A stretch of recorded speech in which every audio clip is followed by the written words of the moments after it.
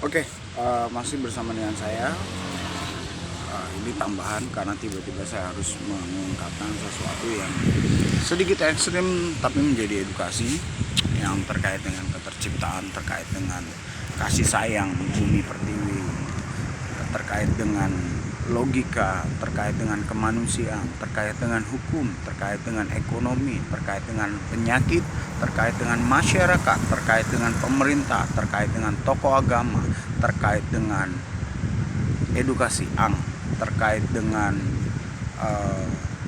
sang pencipta, terkait dengan kasih yang begitu melimpah, terkait dengan ketaatan, terkait dengan kehilangan keajaiban, terkait dengan baik menjadi tidak baik dan dibenarkan. Oke, kemarin saya ada belajar tentang, di situ adalah wilayah Uluwatu, kemudian tepiannya dia mulai dari tebing-tebing, kemudian berangsur-angsur ke sini dan sampai ke titik ini dia menjadi pantai.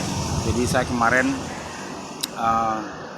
belajar dari laut, saya belajar dari pantai, kemudian saya diperjelas bagaimana kita bisa mempergunakan tebing itu seperti yang sudah seperti ini jadinya, karena dulu itu adalah bagian dari tebing-tebing yang kemudian dipapas, kemudian batuannya dijadikan tepian, tetapi pembentukan pantai itu terjadi gitu kan, sehingga arus dan laut bisa menghantarkan hal-hal yang mereka bertanggung jawab untuk hal itu, dan terkait dengan apa yang bisa kita pergunakan dengan cara yang benar, dalam kutipan dan dalam arah ketaatan yang benar, dalam pengenalan, pengetahuan, pengertian, pemahaman, serta penerapan yang benar.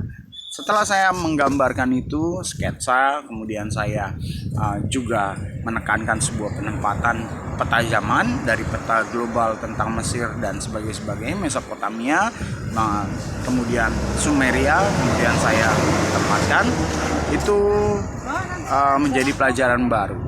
Sore harinya saya bertemu dengan dua orang teman saya dengan baik, saya berkenalan dan ini menjadi gambaran kita yang sama. Dia kedua teman saya ini adalah Shimel. Kita tahu Shimel itu dalam bahasanya yang terdahulu adalah ya mungkin banci. Saya tidak merendahkan. Justru sebaliknya, saya akan mengangkat kalian.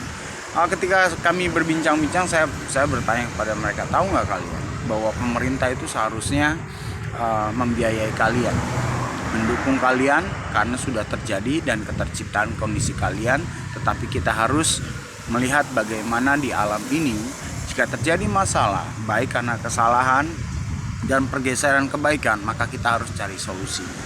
Ketika pulang, setelah berjumpa dengan mereka menghabiskan waktu di pantai dan saya kembali ke rumah.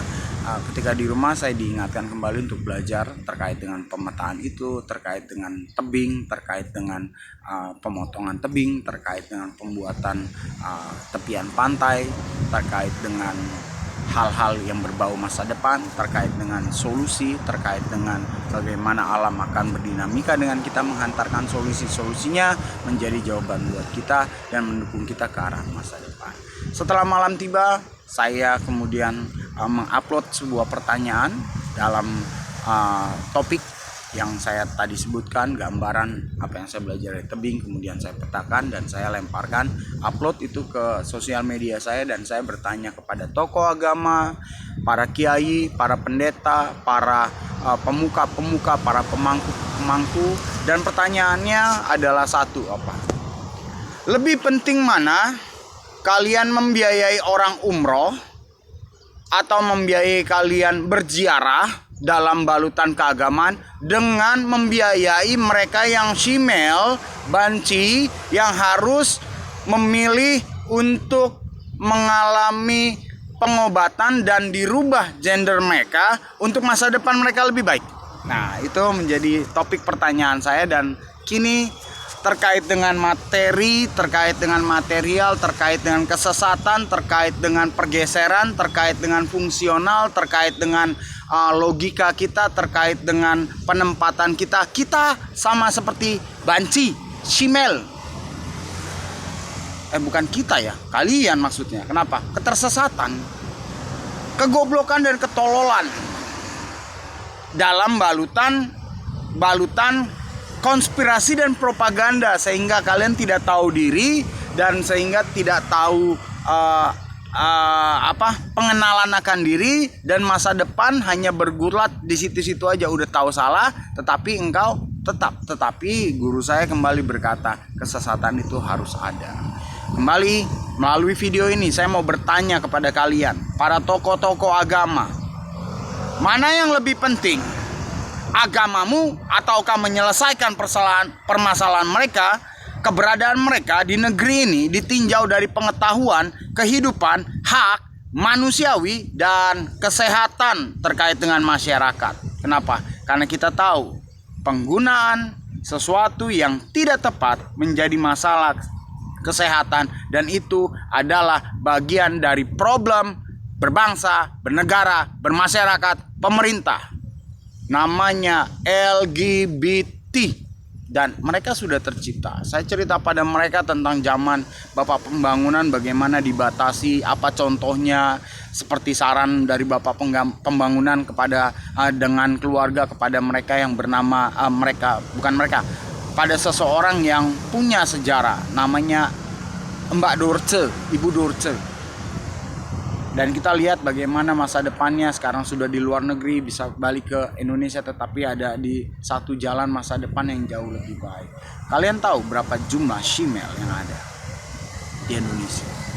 Dan kalian tahu apa kaitannya dengan kesehatan, apa kaitannya dengan penyimpangan-penyimpangan. Dan itu masalah yang ditunda-tunda, tidak pernah dijawab, alias ditutup dalam gantang ketabuhan, dan agama pun merendahkan mereka yang seharusnya itu adalah bagian dari pengetahuan. Kenapa? Perubahan mereka adalah pengetahuan yang lebih maju di bidang medis, ya kan? Jadi kalau saya mau tempatkan, ya, agamamu tuh paling bawah. Kalau agama sesat, agama tidak menghargai kehidupan, ya lebih baik ya disepak saja, hapus saja. Kenapa?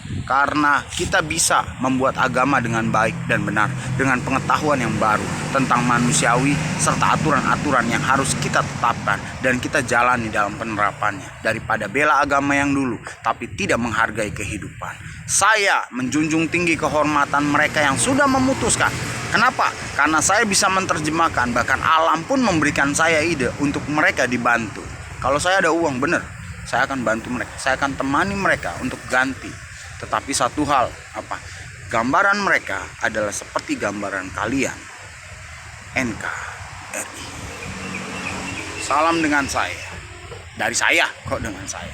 Salam dari saya, dan lihatlah bagaimana keberadaan kalian sama seperti itu. Dan apa yang menjadi solusi dari pemerintah?